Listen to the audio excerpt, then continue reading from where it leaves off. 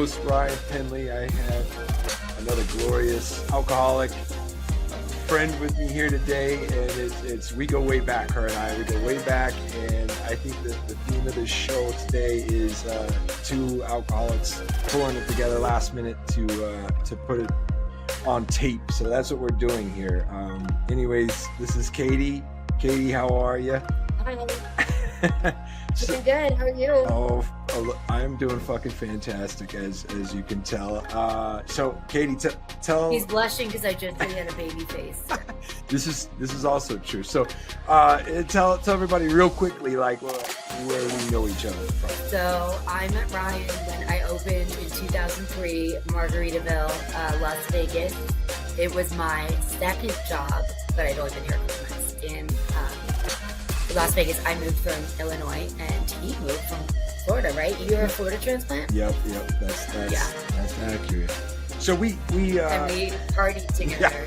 Yeah. So we were in the belly of the beast, if you will. We were in like the epicenter of all debauchery of the planet, Las Vegas. And if you wanna live that lifestyle, that's the place to do it. So, and her and I know this pretty damn well. But this show is about people on the better end of recovery and where they're headed and what they have going on now. And so on the darker side of things, I think people want to know, like, what did that look like for you? You know, what did the depths really seem, or what do they feel like? And when did you start knowing, like, fuck, I gotta do something? Okay. So for me, I would say that I didn't find a dark side until I feel like alcoholism was a slow burn. So, you know, I wasn't that person that like drank a lot in high school, and I was the good kid. I never wanted to be noticed for doing anything wrong. I was pretty much a rule follower. I kind of always felt like uncomfortable in my own skin. So when I left Illinois and went to Vegas, I did kind of want to shed that like uncomfortability and, I don't know, maybe reinvent myself a bit.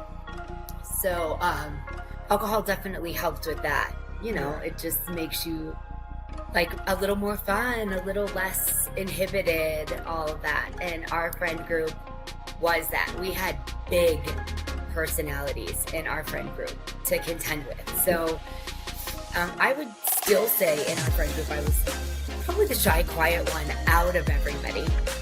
Just because everyone, like I said, had a big personality in that group. We had the Maddies and the Melissas, you know? Right. So, but yeah, I didn't really drink, you know, on the nights that we didn't drink, and it didn't seem problematic. I would say my 30s, I got in, late 20s, I got in a serious relationship with my ex-husband, and he came from Illinois. He was someone I used to date prior in high school, and we got married, bought a house, and did all the things. And right, you're checking off these boxes. You're checking off all these boxes. Yeah. Like, okay, and, you know, he had a great union job, and I had this great union job, and we didn't have kids. We had all of this like income to just waste, and we had big parties, and everything seemed like it should be great, but I was so depressed. The anxiety and depression was just overwhelming. And so I think I did get on meds, and at that time I did started to drink more, but it definitely took until my late 30s when I realized like I was trying to cut back and trying to slow down, and that train was just running. Right. I mean, at the time I realized I think I drank too much. Like maybe I need to like chill this out a bit. I couldn't control it. And then you start to feel really shitty about the fact that you can't control it. You're like, but I'm a wife. I have a functioning job. You know, like this is not supposed to be me. I'm not an alcoholic. I am not the picture of an alcoholic, right? I don't know. I mean, yeah, it sounds a little judgy that I didn't think of myself in that manner, in that way. Well, you know, I think that a lot of times, I know that the more serious things got for me, the more my mind had to do gymnastics. Had to do gymnastics to kind of like, you know, make things okay. And so I noticed that like my mind could turn a really shitty situation into an all right situation, like smooth it right over. Like, not only is this a good idea, but this is the best idea for me to go and get into this liquor store and drink half of this bottle in the next 10 minutes. Like, my mind got so good at making things all right, you know? So like, I definitely know how it feels, where it's like, looking back now, you can definitely see like, wow, shit was like really bad. But like at the time, it's like, oh, you do all kinds of things. You compare yourself to others. You think, and that's a big thing. And you know this in Vegas, like it's real easy to see somebody else more fucked up than you. It's like, you're like, oh, well, I'm not that person. I'm good, you know? Right. Well, and I don't even want to compare it to my friends, because I mean, I think you would say the same thing. Like, you don't ever want to say that anybody else has a problem. But I think that it's easy to go, well, but they drink as much as I do, or they go to the bar as much as I do, but there's also things that I noticed that I did, right? Where like I came home and still drank. It wasn't over until I was shit-faced, peddling. You know what I mean? I didn't just have the couple shots at the bar and have the few drinks and get myself home okay. Right. I definitely had to be shit-faced. And then when I lived with Gina, it was like game on. Right. It just put fuel on the fire, and then, you know, things like it lit a match under my ass, and I and one day I looked in the mirror and was like, I don't recognize this person. I don't know who this person is, but I fucking hate her. Really? I hate her. Okay, so well, when did that happen? Okay, so what appears to me, it sounds like to me that like, all right, that was a turning point. So what did that look like? What were the circumstances that you were like, okay, the brain was no longer able to fool you into thinking it was all right, you know? When did that happen? So like I said, I had in 2019 my mom died. She lost a long battle with cancer, and my sister Mila, my niece that I love very much, she's now 5, but at the time she was 6 months, and that was devastating. But I also was in a marriage that I wasn't happy with, and I don't want to, I have a website that's called Not So Anonymous, but I say this a lot, I'm not so anonymous, but I also don't like to talk bad about other people. That's not my journey in sobriety. So I'll just say that my marriage wasn't something I was happy in anymore, and I'm friendly with my ex-husband, and so I don't want to talk bad about him, but I wasn't happy. And I truly thought that when him and I got a divorce, all of like my problems would go away. I wouldn't need to drink so much, because I drank because I was unhappy in that marriage, right?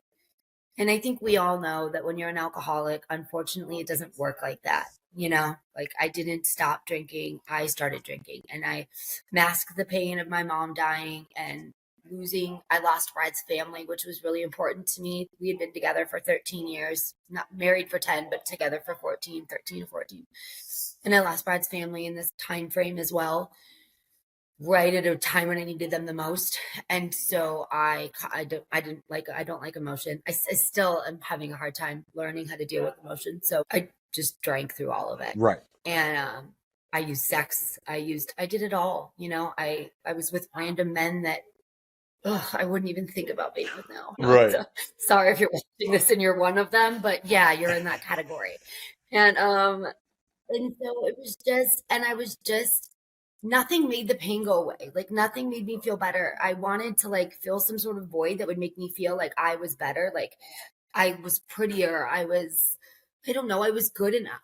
And nothing filled that void to make me feel like I was good enough. I had that void since I was a little kid, and I don't know where it came from, and I can't tell you where it started, but I felt that way. And nothing I did filled it. And I just kept thinking like, I don't know. And so one day, it was about to be my mom's birthday, and it was 8/2001. And her birthday's 8/24. She'd been gone for 2 years. I was high on pot gummies, a Loratab, hydrocodone, if you guys don't. So opiates. I was living with our friend, Gina, and I didn't want her to know how much of our vodka I was drinking. So I was going back and forth between shots of vodka and then my wine that was in the fridge, you know, because like, God forbid anybody know how much I was just trashed all by myself, right? I had called out of work to be all by myself in my room that was dirty with like dishes, you know, from like days old. And I don't know, I caught a glimpse of myself in the mirror and I just bawled my face off. Somehow the like mask that I had kept on and it just came off. And I was like, I basically said to a God, if I did that, I didn't know if it existed or not. I was like, if you're here, you can spare somebody else and let me die. Like, I'm cool with that because I can't kill myself because my sister and my niece and my dad would be devastated. We just lost our mom. So you can take me and then keep somebody else who's better because I'm worthless right now. I'm trash. I'm garbage. Right. Or you can like fix me because I don't know what to do. I don't at this point, like I'm done. I feel really fucking done. So there's a couple And elements here I want to touch on real quick. Is that yeah. like, okay, you're utterly hopeless. Like that's what all that is. Like you hit a bottom to where hope is gone, and you don't have you have zero in your mind. You have zero to live for. And then the next element of that you really touch on, and that I see is like is so I think it's imperative for a lot of people to make a turnaround in their lives, and that you let it go. You kind of release it, which we know like it's part of the 12 steps, which is not really my path, but like it's a major element of their formula on how to get this thing done. And one part of that is like, all right, well, you know what? Like I'm kind of just, it's not about giving up. It's about like relinquishing your ego, right? And so that's what I see at this moment, this pivot in your life. But That's just what's happening. tell you this, Rye, I had never done an AA. I had never gone to an AA. So I didn't realize I surrendered until after rehab and after going to an AA meeting. Like this wasn't something that was in my head. It happened on a very like, I don't even know. I will attribute it to like having like a spiritual experience. Like Right. I didn't know I was surrendering until after, when I knew what a surrender was, being like, oh, I was surrendering. Like that's what and it also feel like this is important to tell people, like I could have woken up that next day and laughed it off and said, because I think people feel like they have to like they have to realize it's their rock bottom. Because I could have said like, oh, that's not a rock bottom. Haha, I'm forget about that, you know, and they want some sort of like definitive rock bottom, like, no, I don't think that was a rock bottom or something like that. And that always worries me because what happens if you're rock bottom? What if that, so that to me was my rock bottom, but what if somebody goes, oh, that's not my rock bottom. That was just, I just had a breakdown. You know, I just had one night, it was just a breakdown. NBD. Do you want your rock bottom to be like, I killed someone? Do you want your rock bottom to be like, that always scares me. People seem to have this. Somebody said one time you have to hit a rock bottom, and then everybody else went, oh yeah, I got to hit a rock bottom. Well, I mean, you don't know what that rock bottom could be. Exactly. Okay. So, you knowing me, I'm a stubborn asshole. Part of that, it can be kind of a gift because I'm pretty like resilient. Like I can take a lot, but it worked against me in defining the rock bottom because I always told myself I was good. Always told myself I was good. And so what did I end up doing? Yeah. I went to jail. My mom accused me of trying to cut her head off. I was in a coma. So I was like, I guess officially dead for several days. Like, and I still kept going.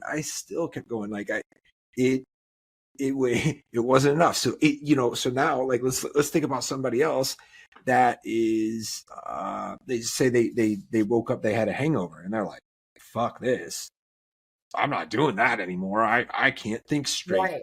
And I'm kind of like, I had this weird envy. I'm like, damn, I wonder what my life would be like if I were that person, like, oh, my first DUI, I turned it all around. I'm like, huh, yeah, I did not. So, I don't know. So when you're defining that rock bottom, of course, I think the answer, or at least like the best rebuttal to what you're saying, is like it's super unique and it's personal. And that particular one, absolutely, is personal. Like you let go. You're talking to a power greater than yourself, and you're just like, holy shit. Yeah, and you're right. You definitely could have woke up and you could have said, I mean, hell, you could have just kept drinking and just numbed that whole damn night away and been like, all right, well, Yeah. I kind of remember that, but you didn't, right? So, and that's what I want to know about. So, Right. what happened after that evening, right? So, that night's over. You have this. I, in the midst of that night, had text my father and my sister and said, I need to have a talk with you in the morning. And it's funny because, so I did that because I was like, I need help from them and I don't know what it is. But for some reason, rehab popped into my head. Again, these are things that hadn't, like rehab, AA, I was bound and determined. I had been thinking since the first of the year, probably even before that, if I'm honest, about like how I was going to slow down my drinking. And it just wasn't happening for me. It just wasn't. It was like every night was the same. What's that? Groundhog Day or Right. Yeah. Yeah. Yeah. Yeah. Groundhog Day. Yeah. It was just the same thing. And I had gotten a DUI in 2020, right after we got back from COVID. That was my first DUI ever. Like, knock on wood, I can't believe it was my first one ever. Right. Yeah. But I mean, I'm not making light of it. Of course. I'm just saying there was unfortunately too many times that I acted irresponsibly. And so, so I had text them and we always got together for my mom's birthday. Like I said, this happened on the 23rd. My mom's birthday was the next day. So we were all going to get together. And when I went over to their house, I poured a huge glass of wine and I said, I think I need to go to rehab. And I thought that they were going to say, no, well, just slow down. And they both were like on their laptops, on their phones, like simultaneously figuring out with my insurance. And I was like, okay, well, that's what I mean. Right. My family's not saying no. I feel okay to say this. My dad is a sober person. He also went to rehab. Okay. Yeah. I was going to say like he was sober, like meaning like he never did it, or he used to drink. Got it. Drink a lot.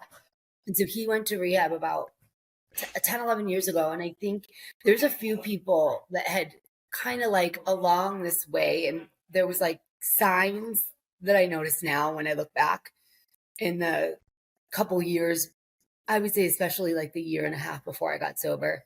The person's house that I'm at right now, my cousin Eric, I had visited him in May, right? Obviously of the same year, 2021. I got sober 8/27/21, which is my dad's birthday. He drove me to rehab on his birthday. And what a gift, right? Like I'm sure he still says like, well, that's, and I got sober on my sobriety date. Yeah. I got sober on my cousin's birthday too. And it was, really? Yeah. So it's like her birthday and my sober date, but so nonetheless, so your dad, how many years have you been sober now? 9? 5? 2019. Yeah. Cause I mean, I came back to Florida and I was getting fucked up for years and people thought I had gotten better, like right away, but that's not what happened. It got nasty. I was homeless for a little while. I don't know if you know it, like we haven't, so it was, like that's why I say, like that rock bottom thing. I had to make sure that I was on that. I was on that motherfucker. You wanted to really practice that. I wanted to really make sure. I'm like, is there anything underneath? No. Is this the basement? Are we sure? Okay. Yeah, I guess I'll get my act together. But all right. So back to you. You tell your family, or you mention to your family. You don't tell them. You mention. It wasn't really a declaration. You were flirting with it, but by their reaction, it had solidified it. Am I right? Like, yeah, sure. And because you were expecting a different reaction, and they were like, I wasn't sure. Oh, okay. I wasn't sure that was like okay, yeah. I mean, I'm going. I tell you this, and I'm not kidding, and I'm sure there'll be other people that maybe can relate to this. So, one thing that was interesting, I had to beg our insurance company to let me, not our insurance company, but the place in which we have like this healthcare, it's called Harmony Healthcare. And I had to beg them to let me go because they were like, just go to AA. And I was like, I need you to understand something. I work at a bar. I walk through the casino every night. And there's no possible way that you can just tell me to go to the AA meetings. Like I need to be away from this, especially if I've been working here at that time, 2021. So when we'd been there, so 18 years, I've been here 18 years. I've had the same pattern for 18 years. I need some time and space away from this job.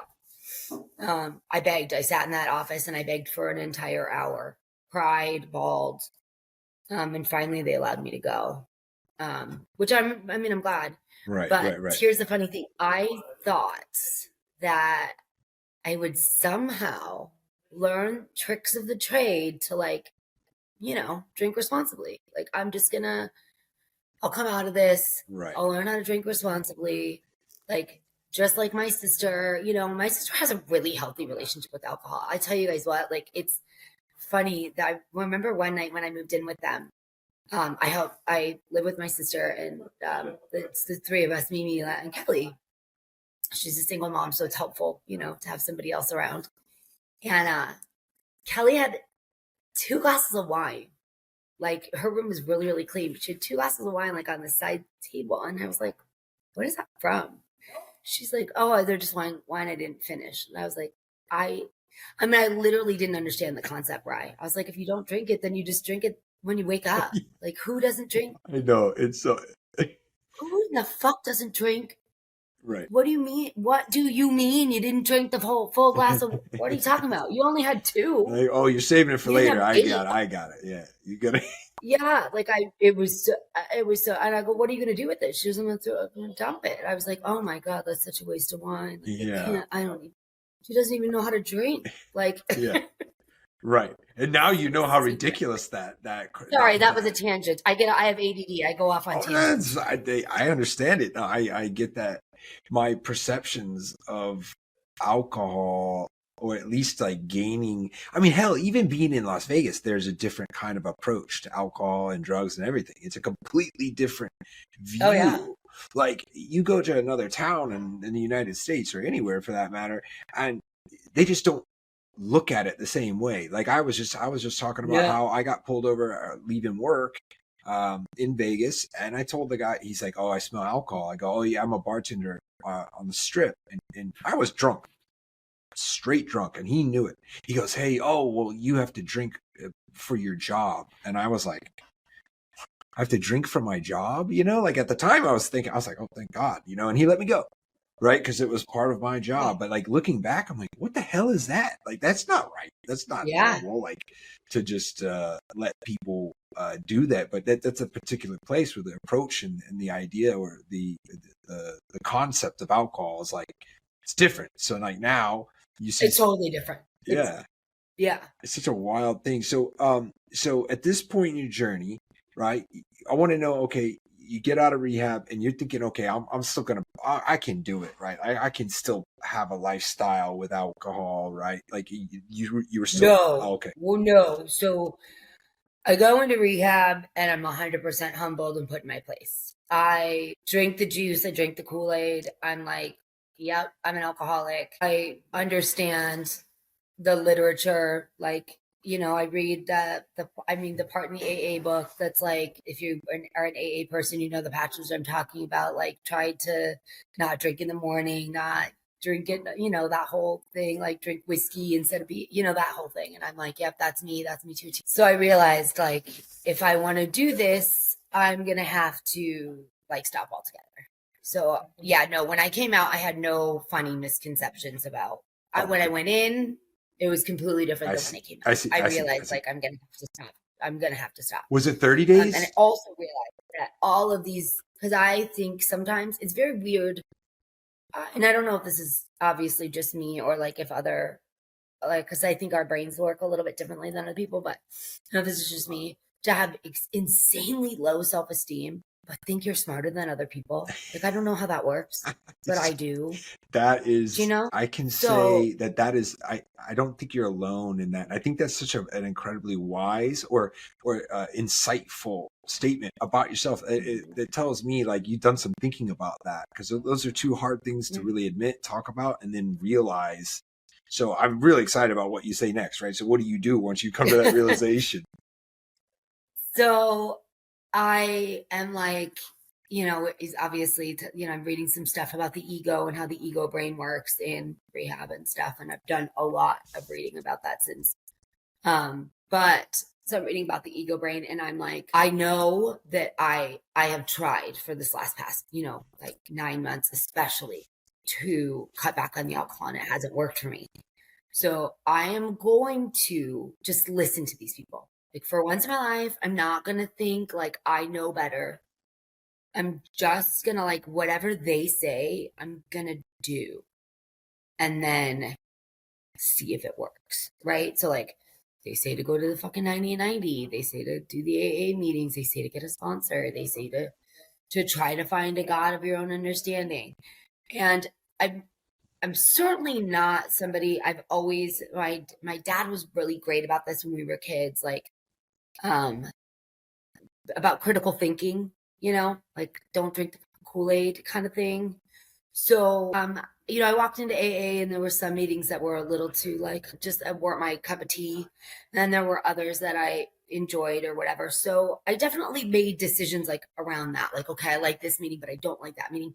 But I knew that I needed to go in general, Interesting. So that's what I decided. I was like, I don't have the tools right now to make certain decisions on my own. So I'm going to go ahead and just listen to people that know better. If it feels funky in my gut, I'll talk to somebody else in AA about it, or I'll talk to somebody in non-AA about it that I really, really trust, like my sister, but like, I'm not going to trust my own brain to make decisions. Right. So you get out of I'm having to walk into Margaritaville every single night and serve alcohol because it was only like right. Yeah, that is a tough and tall order there, because I mean that's people are going there to imbibe. They're there to consume, and then Las Vegas is not the place where you go and have a couple of drinks responsibly, especially in Margaritaville. So I commend you on being able to like keep your head on straight, being in that environment. And how long did it? There's been years, right? Like you were doing that for years successfully. Yeah, I mean, I'm successfully. Yeah, I've knock on wood. I've never had a relapse. Oh shit! And that's crazy. Wow. Yeah, it's been 27, 21 since I've been sober. That's my sobriety date. So let me tell you that I once I got back to Florida, I tried to get a job. It's what we do, right? I'm in the service industry. I got a job at the Marriott here, and they're opening up a Marriott, and I thought, okay, I can do it.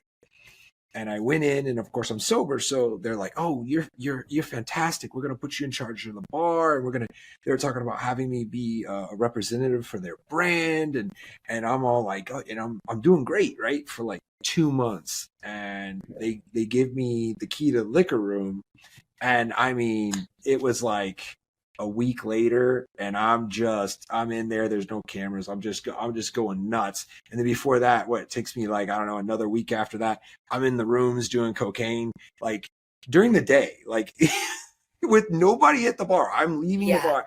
I was like, I did it again. Like, and that's when I cut ties with the industry, because I was like, man,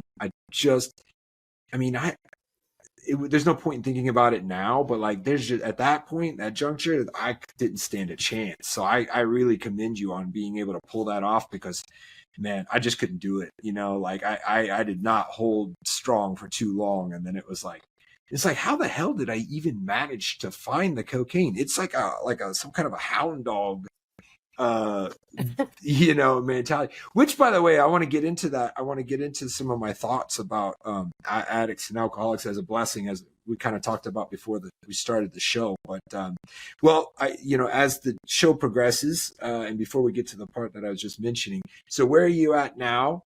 Let everybody know, like, you're still sober. You just said you've never had a relapse, which is a fucking fantastic thing to be proud of. Vegas still, right?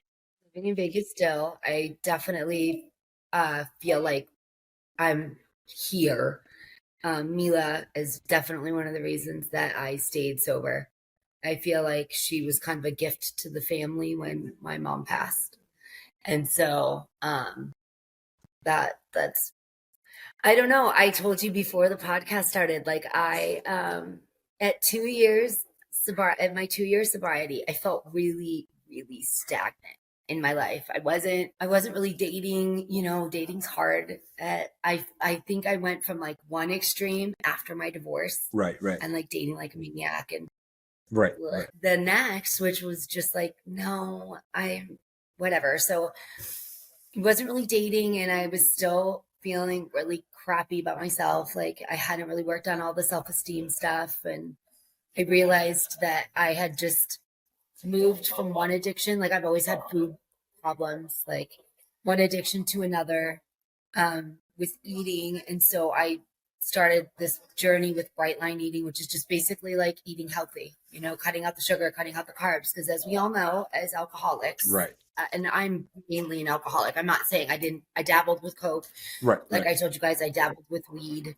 Right. I dabbled with some opiates and stuff like that. But the hardest for me to get, you know, but I would say like the food was like my whole life. So I started doing that, and that's really helped. I've dropped a lot of weight with that, and I feel confident and good about that. And then I started to write because I just thought like, there it is. I need a healthy way. I need like a healthy outlet for all of these like emotions that I'm not good with. Like, I don't know. How do regular people deal with emotions? Well, who the fuck is regular? Like, who exactly are you talking about? Who's the regular people? Right? Who are they? I don't know any of them. So. I don't know. Like, I don't get angry. Like, I don't get angry. You know how other people get angry? Like, I get like mad for a second and then like I'm done. I don't hold on to anger. It's very, I don't know. So I don't know how regular, or if there are regular people, if you want to let me know how you deal with it. I don't know. So I started to write, and I literally didn't even know how to open 2 tabs at once. My sister, who's doing her master's and teaching and has a daughter, was like, this is how you open 2 email tabs. This is how you open 2 tabs at once. And somehow, just with trial and error, I've taught myself. That's it. Oh, no, it's a beautiful thing. Made a website, and there we go. So, all right, you have a website, and you have a blog, correct? And you're doing a blog? And I asked the universe for change in 2024, and it closed my job of 20 years. And now I don't know what I'm going to do, you guys. So I'm a little bit privy to some of this information, so I'm going to slow it down there a little bit. So you had a job lined up, but it kind of fell out from under you, right? Yes. I got a position to manage. I'm a server, but I've been in this industry for 20 years.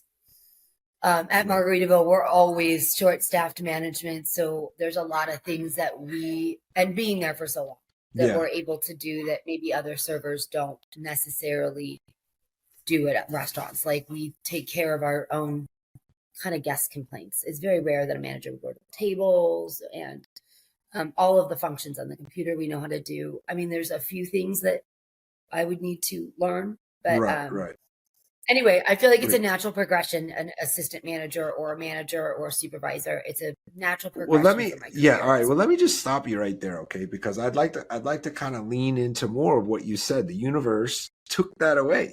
You said that, not me. You said that, and I agree with you. I agree with you wholeheartedly, and I think that you should like open your mind. Like, you're saying, oh, this is the natural progression. That's not Katie's progression. You're just saying that shit because it's what you think makes sense, or what you think other people might make sense. But it tells me that you're aware that there's been a movement in your life, that maybe it was unforeseen, and it can definitely work out for you. Because otherwise, the universe is not trying to fuck you. The universe is totally objective. So when it does things for you, like, you can either accept it as a defeat, or you can accept it as a blessing. And I think you have it. You have it. It's very fresh, right? You just found out, like, they pulled it out from under you. So that sucks. Yeah. That part sucks. In the moment, it's like, oh, damn it. Well, that's not good. But it can turn into good. And I think that you have a website, you have a blog, you have interests, you have other avenues, different buckets for your thoughts. And here, and this is what I was going to mention earlier, that I've been kind of harping on, is that a person, like an addict's or an alcoholic's mind, typically, you dive into things, right? And so what happens is that you dive into substance abuse and you go overboard. But what I've been kind of inviting people to do is, like, take that same mentality and go overboard with something that's useful. Lean into, get addicted to your writing, get addicted to the website, get addicted to learning. You learned, and this is a beautiful thing, you learned about opening up a few tabs on a computer. Next thing you know, you have a website. Imagine if you leaned into that a little bit more, and then you have a sales funnel, or you have a coaching program, or you have a book, or you have all these other things. And so what I'm inviting you to do is just take this scenario, and I think that you're up, like you're not in tears about it. It sucks to think you have a job Yeah, when you don't have a job, but it doesn't look like it just wrecked your world. And I think it's because you're surrounded by people that love you right now, right? And it's like, absolutely. and so, you've got so many good things for you. You still have your sobriety. And so I think, yeah, I agree with you that the universe is just nudging you away from that natural progression that you had mentioned. It's saying, fuck that. How about you try something new? Why don't you try a whole other direction? And I think that you're just like at this like a juncture, and you have an opportunity to kind of make a big move, take a big leap. And now I'm on a rant, right? You're talking about how you went on it, but I think that the fact that you've overcome addiction, you've overcome serious problems that not everybody makes it out of. It's not a promise that you get sober. It's not a promise. In fact, you and I know a lot of people that are limping along Don't. and they're suffering. Their physical, their biological structures are suffering, and they kind of are limping along because they never hit rock bottom. They never had that pivot of change. They never had that moment in the mirror where they're like, what is this? Well, who am I looking at? They never had that moment. Or they do and ignore it and ignore it and ignore it and ignore it and tell themselves they're not good enough, or nobody cares enough about me, or, Right. and, So or I've tried AA and I hate it, or I have no access to rehab. Those are the scary things that people don't. let me ask you. Let me I ask hope you they when podcast like yours, or when you're saying that, right? They never had that story. Do you think it's just like, like, those are all lies to perpetuate the addiction? I think that people with addiction live in that ego brain always. And it tells us that we are nothing. It tells us all of the negative things about us that are true. And until you're able to tap into like that other side, until you see some sort of like even if it's just like, I used to say this all the time, and sometimes I still say it, like, life is just tedious. When all you're doing is sometimes all you have is going to work, paying the bills, going to work again, paying the bills again. Somebody wants your money, somebody wants your time, it can get very monotonous. It can get very tedious. There is no like joy on the horizon. And the only joy that you're feeling is that after work beer, right? Or that Coke, or that whatever. Like that feels like the only thing that you have. And your brain is telling you like you deserve it. Look at what else do you have in your life. You pay your bills and you go to work. Like that's it. A lot of people aren't, and I do feel very grateful that I have my sister and my dad and family. And not everybody has that. I'm very much empathetic to people who didn't grow up like us, Penley, that have a mom and or you know what I mean, that have people who really truly care about us, because not everybody has that family structure or even friends that they found. Some people have friends that are only addicts, Right. right? Right. And take and take and take. So I don't know. I don't know the answer to that. Right. It feels sometimes it feels very sad to me when you look at like the homeless person and you hear people say, why don't they just get a job and this, that, and the other? And you go, you have no idea what that person may have been through in their life. It's true. Yeah. So, I love what you're saying about it's really a choice, right? We can either, we can buy into the fact that we have nothing else to live for except for waking up and paying our bills, right? Or you could choose to make a change, and that's what you did, right? And so I think that I think it should not be overlooked, is that you made a hard choice, and I think right. that speaks a lot about your character, and I think that's what you can really take to the bank at another juncture in your life, and that's right now. Right? You made a hard choice in the past. You can make a hard choice now to change where you end up. And so you're at this Absolutely. crossroads. Hopefully every person, no matter how dark they are, right? No matter how dark it is, hopefully they can just think that like one little change, you might find that friend that you've always been looking for, or find just that one bit of happiness, just by making that one little change. Because sobriety is hard in the beginning, but it starts to give you these gifts that you're like, that's great. And that's great. Yeah. I feel great. I truly feel blessed to be sober now. I never thought I would have said that. I would have been like, you're ridiculous. If somebody would have told me I would have said that, I would punch you. And there's another element. In all seriousness. Yeah, it's true. I can vouch for her. She's not above cracking somebody in the lip. But but what you're saying about the sobriety thing and how like once you had become sober, you started seeing these opportunities open up to you and things like that. I know that the lack of sobriety, it made me willfully blind to a lot of things, and it made me numb and deaf to a lot of those opportunities. Just like you had mentioned, you don't know when you're going to meet that great person, that great friend, that great ally, that great chance at an experience, whatever it might be. And I look back sometimes and I wonder how many circumstances I had in a way chosen not to engage with because I was too fucked up. How the hell would I know if I had an opportunity in front of me? Because I didn't even know my own name. So it's like, how would I know? Like, oh, this is a great time to say, hey, I'll give you a call next week. Like, no, I was like, okay, it's time to hit McDonald's or like In and Out and then pass out. You know what I mean? Like, it's like.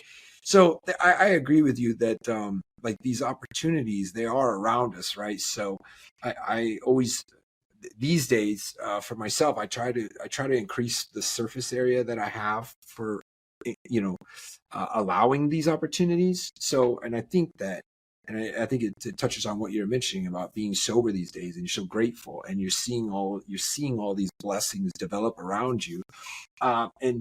I guess you could argue, like, were they there all along and you just couldn't see them? Or who the hell cares? Because now you're sober. And I do think, though, but what you just said, though, I do think that I don't know about, like, how a lot of other people grow up, but I remember my mom specifically, like, always had the mindset of, like, don't get excited about something because then you'll be disappointed if it doesn't happen. Like I always had that mindset, right? My whole life. Like, and I know, especially a lot of people that have worked with me at Margaritaville, probably, I know they've seen a change and a growth, right, in the last couple of years. But a lot of my negative attitude throughout my whole life was just don't get excited about something because, right, like you never know. And so that's always the way that I've thought. And now I notice that just putting out there that things can be positive. I'm not saying that everything is always positive. Like I wasn't thrilled about that job, but I also go, okay, well, it might just be opening up something that's better down the road. I don't know. Right, I don't know. Right. We don't always get to know the whys. We can ask why. Why did that guy break up with me? Why did that job fell through? Like we can ask the whys a million times and everybody wants this goddamn closure, but like you can ask it until you go crazy in the brain, right? Keep asking. You're not going to find out the answer. Stop asking the whys. Yeah. Just stop.